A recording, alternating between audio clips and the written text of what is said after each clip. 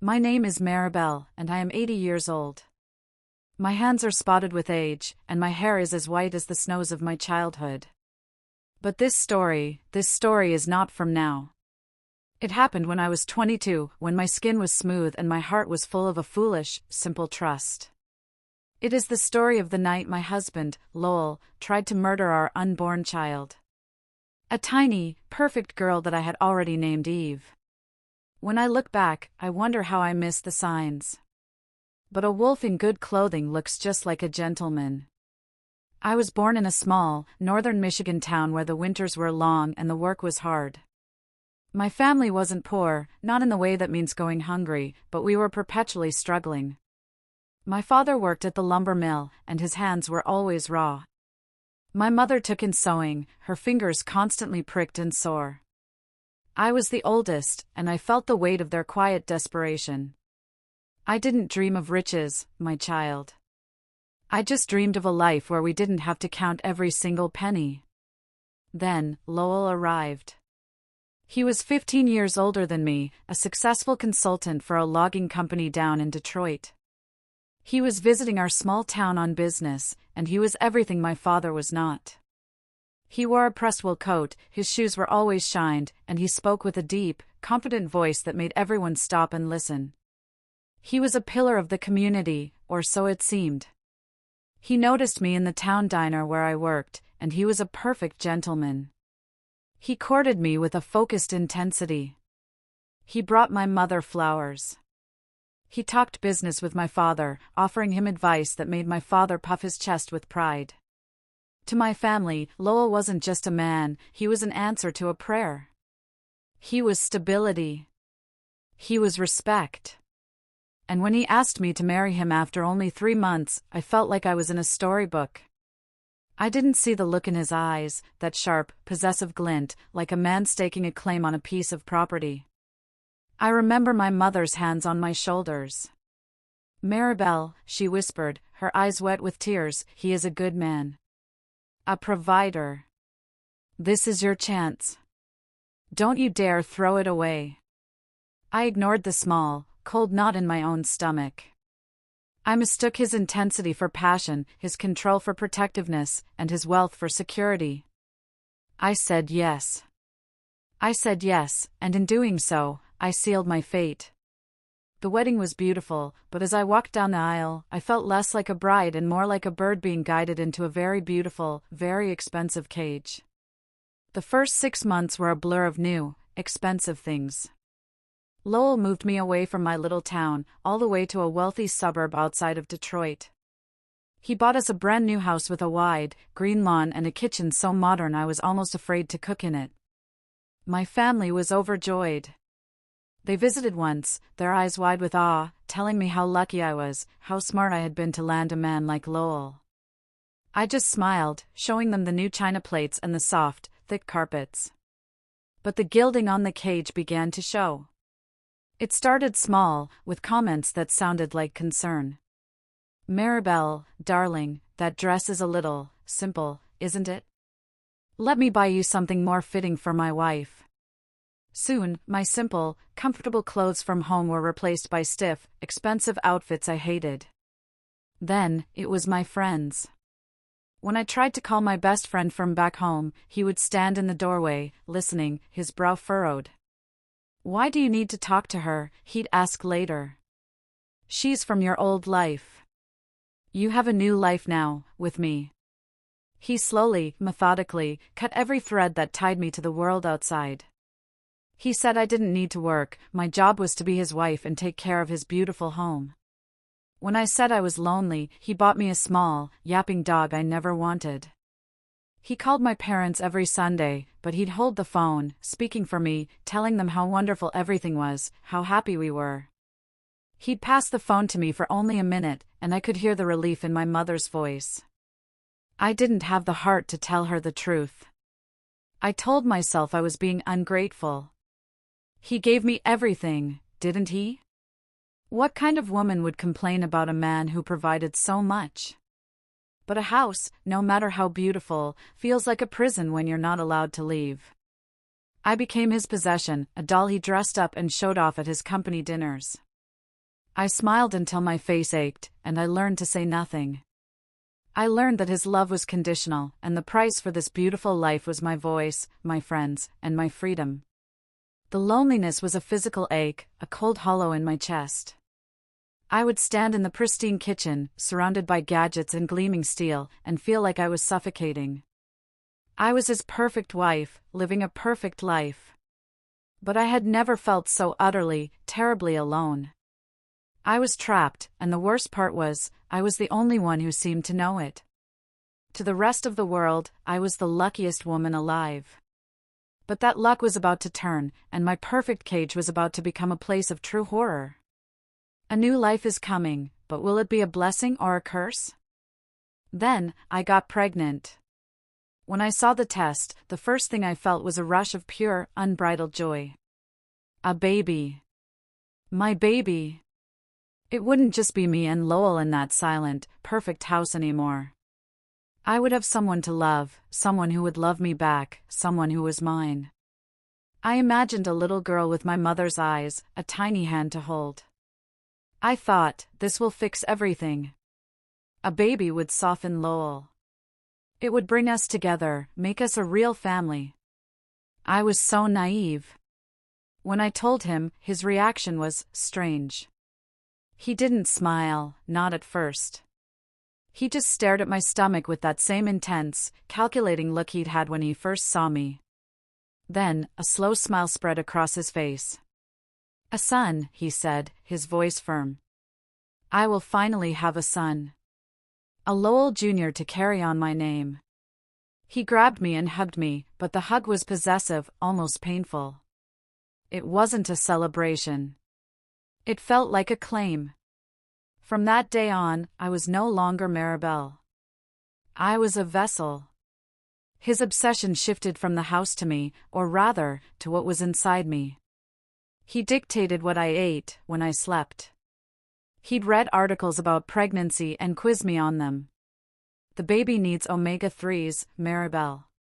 Did you eat the salmon I left for you? Don't be selfish. He was terrified of me falling, of me eating the wrong thing, not because he cared for me, but because he was protecting his heir. One evening, I was rubbing my still flat belly, dreaming. What if it's a girl? I whispered, mostly to myself. He heard me from the doorway. It won't be, he said, his voice flat. But, I pushed, feeling a small, stupid spark of defiance. If it is, I'd like to name her Eve. After my grandmother. Lowell's face darkened. Eve? That's a weak name. A sinful name. We will not be naming my child that. It will be Lowell Jr. His tone was final. It was an order. That was the moment my baby truly became my secret. I stopped talking about her. But inside, in my heart, she was Eve. I would whisper her name to my belly when I was alone in the bath. Hello, Eve, I'd say. It's just me and you. I'll protect you. This secret, this tiny life, became my armor. It was the one thing he couldn't control. But I had underestimated the depths of his paranoia. He didn't just want to control my life, he wanted to control my thoughts, too. And he was about to find my one, secret defiance. A hidden piece of pink fabric is about to unleash a monster. The name Eve became my silent rebellion. It was a tiny spark of me left in the world he had built around me. I couldn't say her name out loud, but I could prepare for her. One day, while Lowell was at a week-long business conference, I took a taxi to a small fabric store. It was the first time I had been out alone in almost a year. My hands were shaking as I paid the driver. I bought a small roll of the softest pink flannel I could find. It felt like a crime, like I was smuggling dynamite. Back in the house, I hid it. I tucked the flannel away in the bottom of my dresser, beneath my winter sweaters. At night, I would take it out and just touch it, imagining my daughter wrapped in it. I started sewing, just a simple little blanket, stitching tiny yellow ducks along the border. It was my secret, my hope. I was so careful. I only worked on it when he was gone, and I hit it perfectly.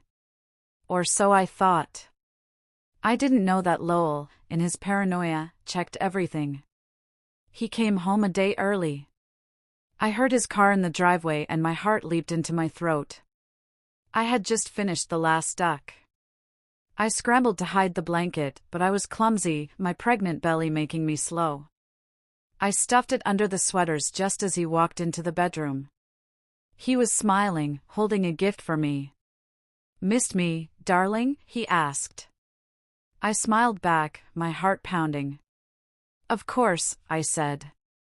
He watched me for a long moment, his smile fading. He knew I was lying. "What are you hiding, Maribel?" he asked, his voice soft. "Nothing. Just putting away laundry." He walked to the dresser. He didn't rifle through it. He just reached directly into the bottom drawer, under the sweaters, and pulled out the pink blanket. He held it up between his two fingers as if it were something filthy.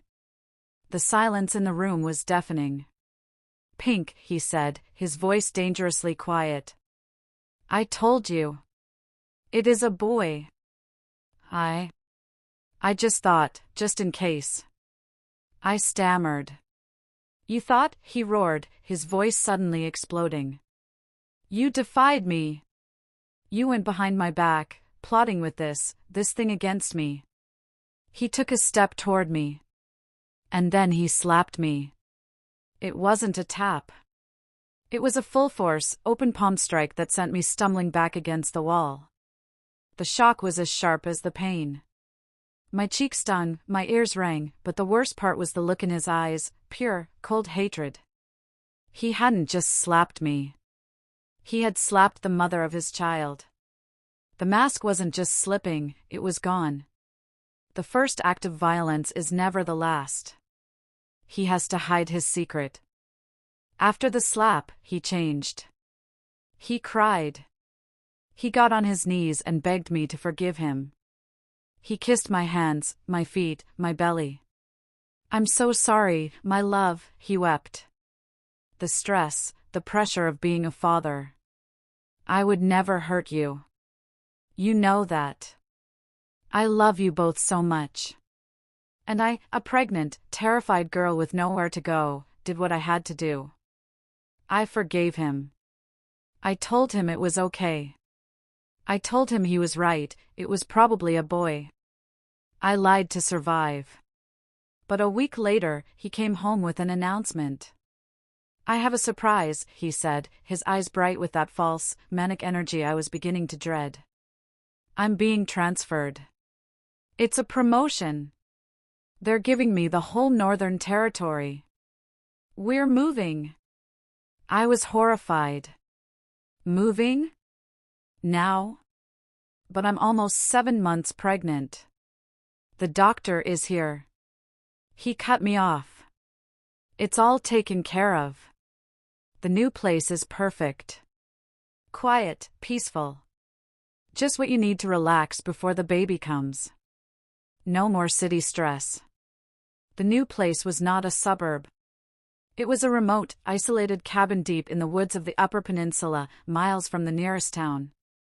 The logging company owned it, but no one had lived there for years. The nearest neighbor was a small farm almost 3 miles away. There was no phone line. The snow started a week after we arrived, piling up in great, silent drifts, cutting off the one dirt road. He said it was romantic. I knew what it was. It was my prison. He went to work every day, though I never knew where. He'd leave in his large truck, the only vehicle, and I'd be left alone. He would take the keys. He locked the tool shed. He was the only one who could get the generator working. I was completely, totally trapped.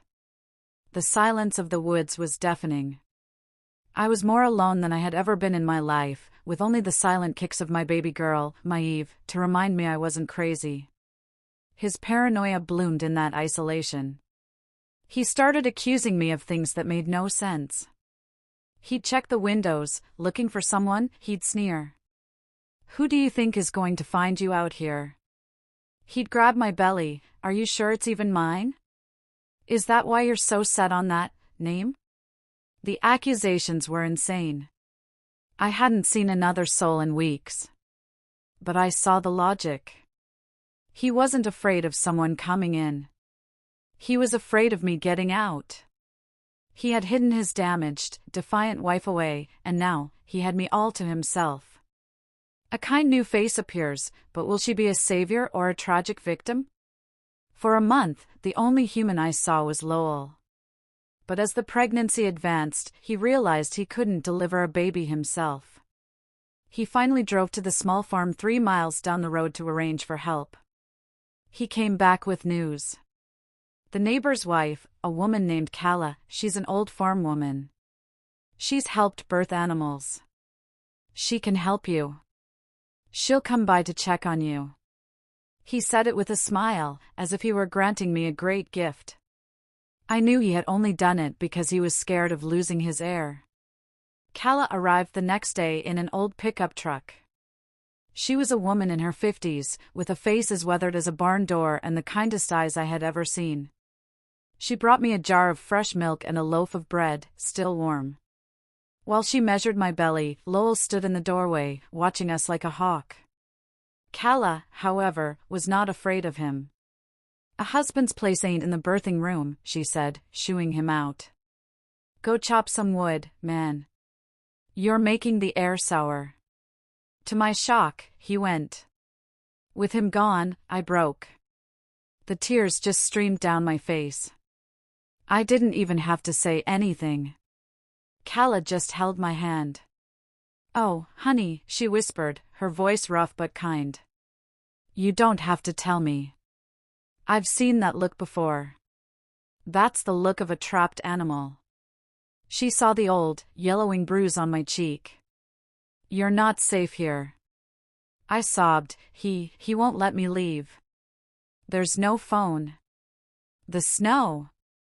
I know, she said, her face grim. But I'll be back. I'll come every few days. I'll tell him I'm checking the baby. She squeezed my hand hard. You hold on. You hold on for that little one. We'll find a way.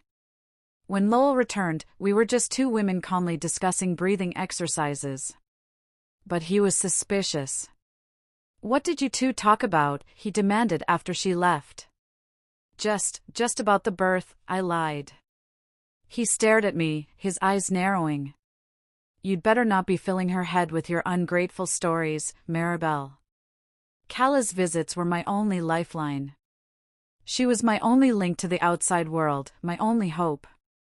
But her kindness was a terrible risk. Lowell began to hate her. He'd make comments about her meddling.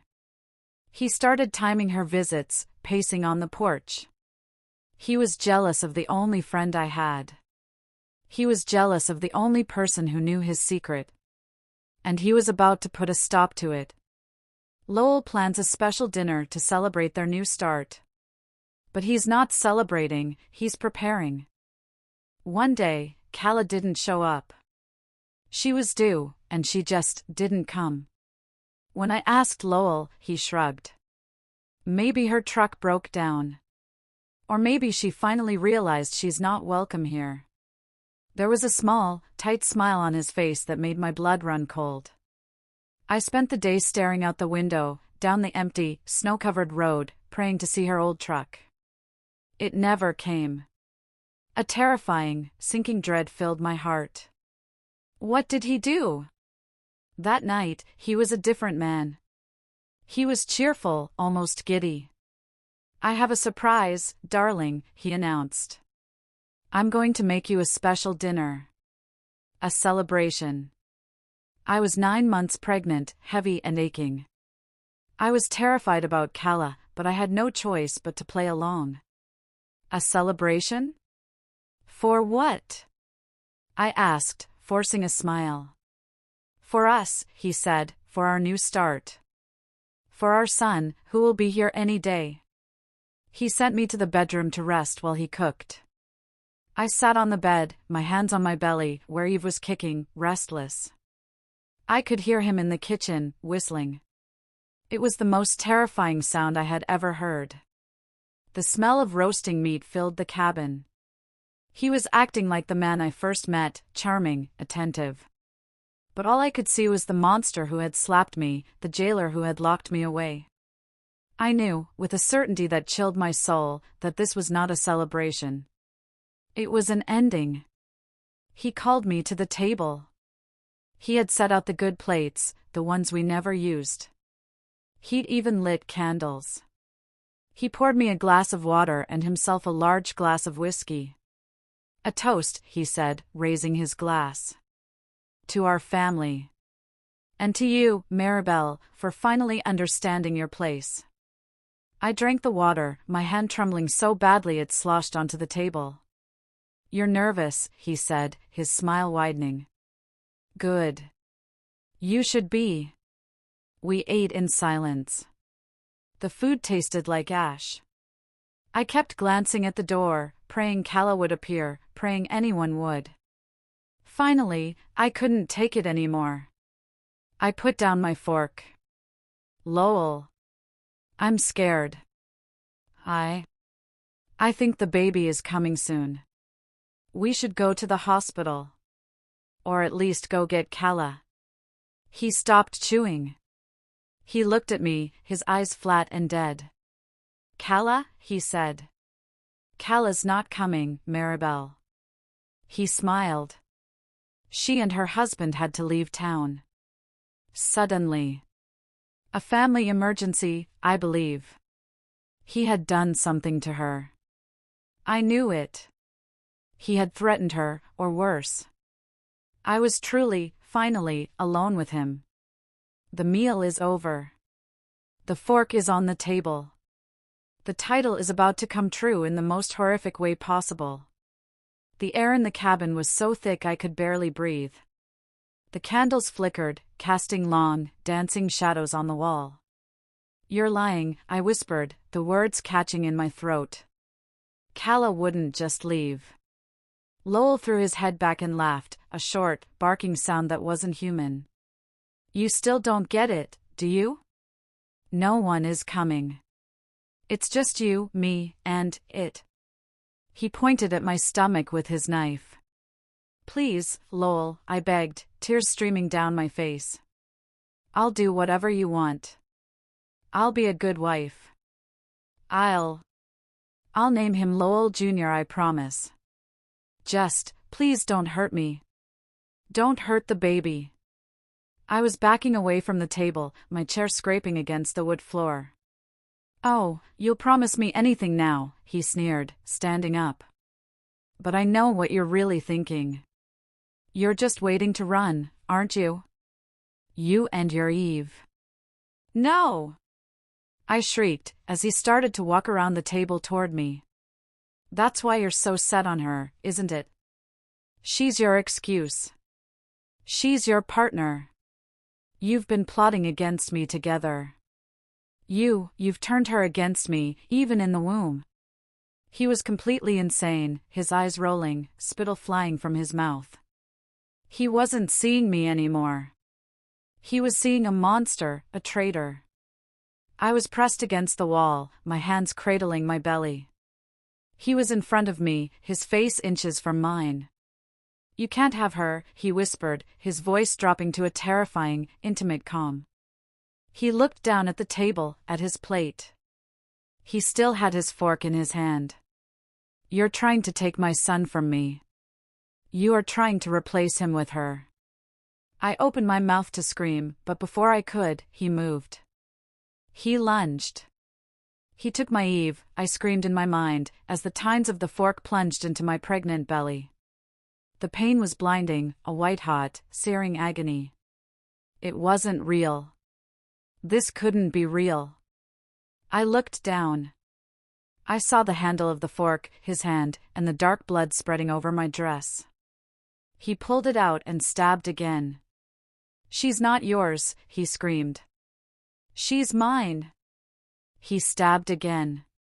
And again. I crumpled to the floor, a wave of blackness and pain washing over me. He stood over me, his chest heaving, the bloody fork still in his hand. Then, he calmly set it on the table, walked to the door, and left me to die. Bleeding out in the snow, a light appears in the distance. Is it salvation? I was fading.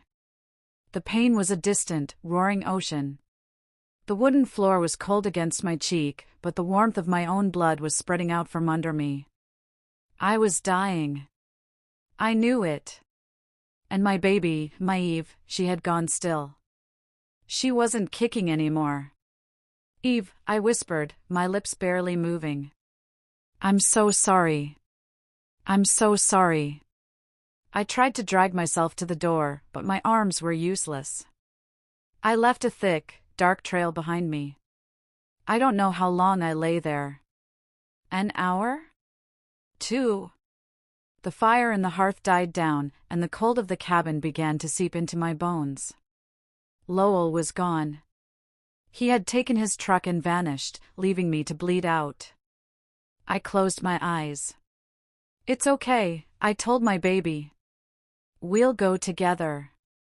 And just as I was letting go, just as the darkness was finally pulling me under, I heard a sound. It was a low, rumbling engine. And then, a bright, flashing yellow light swept across the room. It was a snowplow. I thought I was hallucinating.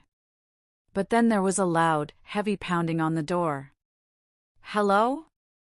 Anybody in there? Saw the truck take off like a bat out of hell, wanted to make sure. Ma'am? A man's voice. I tried to yell, but only a gurgle came out. The pounding got more frantic. Then, the door crashed open. It was the snowplow operator. He was a large man, and his face went white when he saw me. Oh my God, he breathed. He ran to his truck, and I heard him on his radio, his voice frantic, I need an ambulance. A woman's been, my God, just send everyone. He came back with a blanket and a first aid kit. He pressed the blanket to my stomach. Hold on, ma'am. Just hold on. You're gonna be okay. The ride to the hospital was a blur of sirens and pain. They cut my clothes off. They shouted numbers. I heard one of them say, no fetal heartbeat. We're losing them both. That's when I used the last bit of strength I had. I grabbed the paramedic's arm. Save her, I begged. Save Eve. Then I let the darkness take me. I woke up to beeping. My body was a universe of pain. But I was alive. I looked down. My belly was flat. The baby, I croaked. A nurse rushed over. Her eyes were full of tears. You're in the hospital. You lost a lot of blood. My baby! I screamed, trying to sit up. Where is my baby? The nurse grabbed my hand. It's a miracle, she whispered. They did an emergency C-section. She wasn't breathing.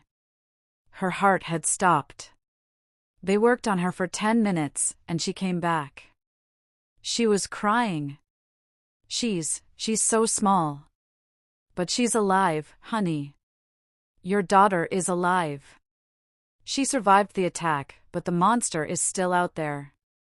Lowell was caught, of course. He hadn't gotten far. He'd driven his truck into a snowbank just 5 miles down the road, drunk and covered in my blood. Kala and her husband were safe. Lowell had gone to their farm and threatened to burn it down if they ever came near me again. They were on their way to the police when the snowplow operator's call came over the radio. Lowell was convicted. He was sentenced to 40 years in prison for the attempted murder of me and our child. He died there, an old, bitter man, 20 years later. But this story, my dear, it isn't about him. It's about her. My Eve. She spent 3 months in that tiny hospital's intensive care unit. She was so small, I could hold her in the palm of my hand. But she was a fighter. She had my strength and callous spirit. I sat by her incubator every single day, my body healing from its own terrible wounds, and I told her about the world. I told her she was strong. I told her she was loved. My parents were horrified. My mother never forgave herself, and our relationship was never the same. But my father, he helped me. He helped me find a small apartment. He helped me get a job. I raised Eve on my own, with the help of my friend, Kala, who became her godmother. I was a single mother, scarred inside and out, but I was free. Every time I looked at my daughter, I saw that miracle. I saw the girl who lived. Now, as I said, I am 80 years old. Those scars have faded, but they're still there. I'm a grandmother myself now. My daughter, Eve, is a wonderful woman. A doctor, can you believe it? She has 2 beautiful children of her own. Sometimes, my granddaughter will trace the long, silvery C-section scar on my stomach, the one that sits next to the smaller, puckered scars from the fork. "What's this, Grandma?" she'll ask. And I'll pull her close.